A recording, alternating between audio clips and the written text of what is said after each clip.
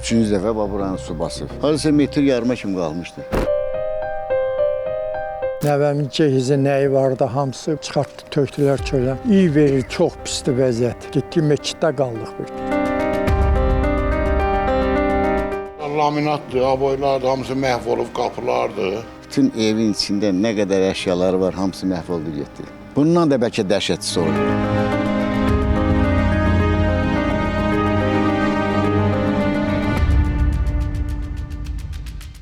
Keşlə sakinləri Bakıya yağan intensiv yağışdan sonra evlərinin hələ də yararsız vəziyyətdə olmasından şikayətçidirlər.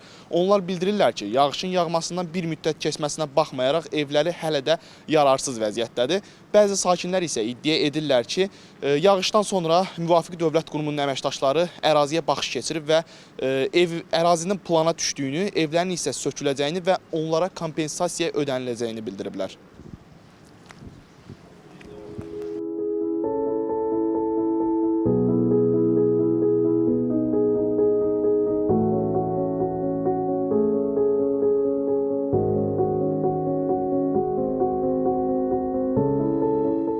Nəvəmin cehizi nəyi vardı, hamısı bir qədər də çıxartdı, tökdülər çölə.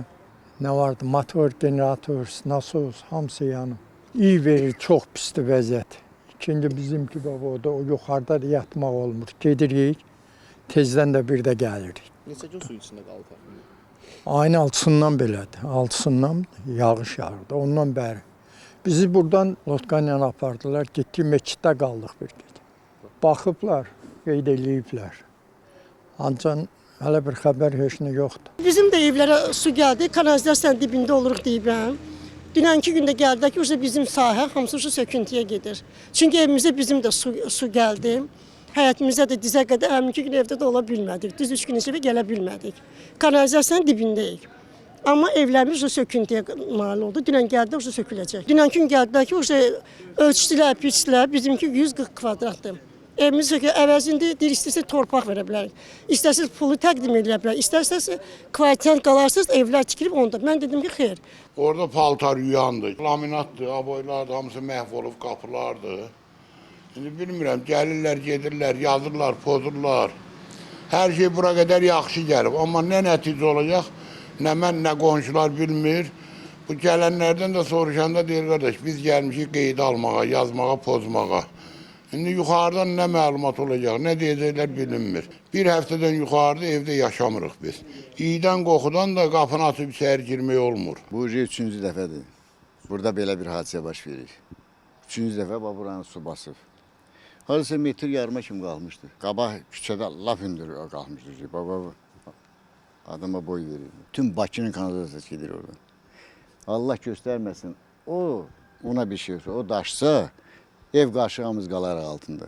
Bütün evin içində nə qədər əşyaları var, hamısı məhv oldu getdi. Hamısı söküntüyə getməlidir. Əslində belə. Hamısı söküntüyə getməlidir. Bu problemlər hər dəfə olacaq. Bundan da bəlkə dəhşətlisi olacaq gələcəkdə. Məsələ ilə bağlı Azərbaycan Qiymətləndiricilər Cəmiyyətinin sədri Vüqar Oruc bildirib ki, həmin ərazidə yerləşən evlərin əksəriyyətinin mülkiyyət hüququ yoxdur. Lakin orada yaşayan vətəndaşların hər birinin hüququ qanunvericiliyi ilə qorunur. Bəli başdan deyim ki, qanunvericiliyə görə sənədi olmayan evlər kompensasiya ala bilməz. Mülkiyyət hüququ təsdiqlənmiş, dövlət əmlak reyisinə verilmiş çıxarışla təbii ki, təmin olunublarsa həmin evlər, onların kompensasiya almaq hüquqları var. Amma Azərbaycan təcrübəsində belə bir şey var ki, sənədsiz evlərdə ölkəmiz, dövlətimiz sosial dövlət olduğuna görə sənədsiz evlərdə əgər təbii fəlakət nəticəsində ziyan görürsə, ona müvafiq qaydada yardım olunur. Düzdür, həmin yardımın adı kompensasiya olmur, amma mahiyyət ilə kompensasiya edilən eyni şeydir. Ya təmin olunmalıdırsa, Fövqəladə Hallar Nazirliyi müvafiq qaydada tədbirlər görür, icra hakimiyyəti, müvafiq rayonun icra hakimiyyəti ilə birlikdə və təmin olunur. Məbləğə gəlincə isə bunu ya Nazirlər Kabinetində yanında komissiya müəyyən eləyir, ya hər hansı bir qiymətləndirmə şirkəti, müvafiq qiymətləndirmə şirkəti bu istiqamətdə qiymətləndirmə işi aparır və həmin zərəri təyin eləyir. Azərbaycan Respublikasının qiymətləndirmə fəaliyyəti haqqında qanuna görə ölkədə bütün qiymətləndirmə işlərini Dövlət İmtahan Mərkəzində imtahan vermiş və müvəffəqiyyətlə nəticə əldə etmiş qiymətləndirici həyata keçirməlidir. Bu işdə təbii ki, yəni dəymiş zərəri də məhz qiymətləndirici müəyyən etməlidir.